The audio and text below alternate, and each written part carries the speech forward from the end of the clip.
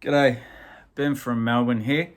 Gonna have a go at a thread which I first saw John from the great channel Bip Bop Boom do, and it's the 5 favourite rhythm guitarist thread, originally by Bobby Gass. This thread, which I will leave details below of both those gentlemen.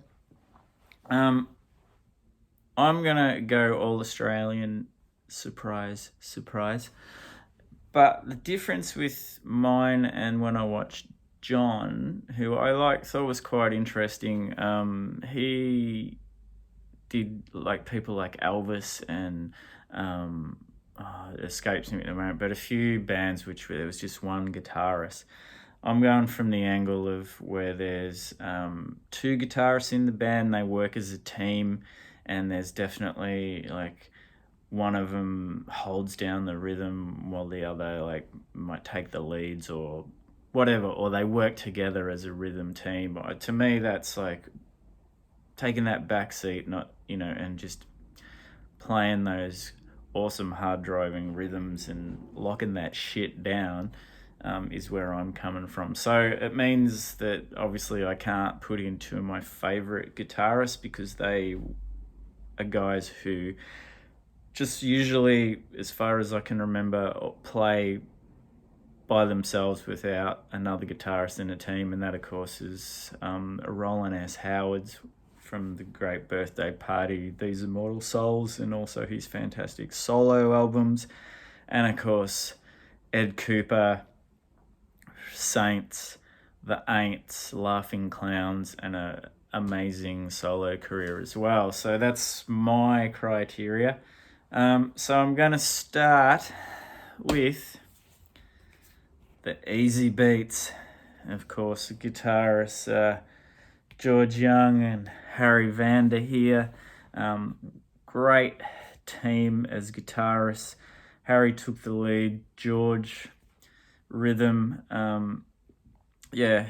Gets me every time, that staccato little run in Sorry and like every other song. Harry take the lead. George just nails that sucker to the floor as a good rhythm section should. And you'll be hearing more from these guys. Obviously, Harry and George went on to become the Vander and Young production team for Alberts, which may or may have had something to do with the band next. Of course, you gotta have Malcolm. Not this guy, great guitarist, but he's lead all the way.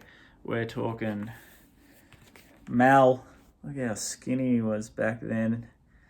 King of the rhythm guitar, king of the riff. I picked this album in particular. Riff Raff. What an amazing riff. What a song. To me, they're firing on all cylinders on this record. Always loved What's Next to the Moon.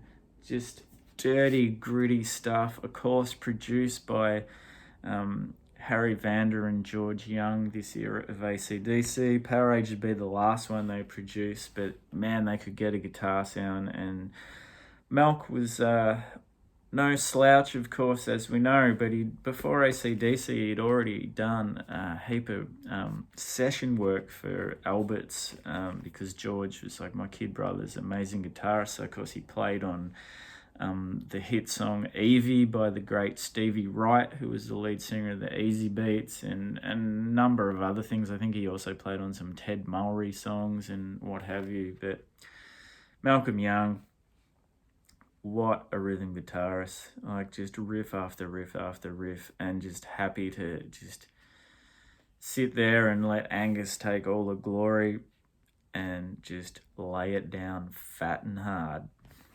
Righto.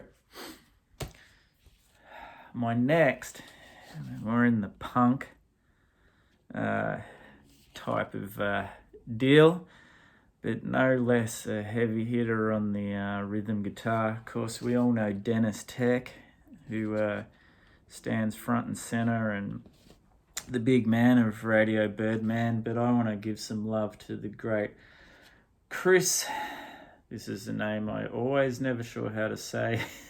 Chris Masuak on the second guitar there. Without him, Radio Birdman wouldn't have that fat Detroit sound, those big riffs. Yeah, of course, Dennis takes it into overload, but you need that guy with that support. Just laying it down. Fantastic rhythm guitarist, bit undersung as well. Now this next one, both of these guitarists, neither are really a show pony, and they really do work together as a team. I'm going to say Brad Shepard just for the sake of keeping it in the family, because of course he also played guitar in The Hitmen, which was made up of Radio Birdman alumni as well. Alumni? I don't know. Of course, the great Hoodoo Gurus, their debut album Stone Age Romeo, but Dave Faulkner, lead singer and guitarist. These guys, yeah, it's all about rhythm, all about melody, all about song structure. Pretty minimal on the, flashy guitar histrionic stuff. It's all there to support the song, and I reckon that's what good rhythm guitarists should do. And lastly, the guitarist, the late, great Spencer P. Jones in the center where he should be. He's like the guitarist. Played with the Johnnies, Be Suburban, of course. This is like an amazing record. Great solo career, was a sideman for Paul Kelly for many years in Hell to Pay. Yeah, just the go-to guy, amazing guitarist, just solid, just one of those guys who seems to have it all in his sound, that just history of rock, all the good stuff, all the good rock and roll, all the good country, all of the good punk, all of that soul and blues, just all informed in the way he plays. It just comes out naturally, and Spencer P. Jones, sadly missed, one of the all-time great rhythm guitarists. And that's my 5. Thanks for checking it out. Jump on. I reckon it's a cool thread. See you in the next one.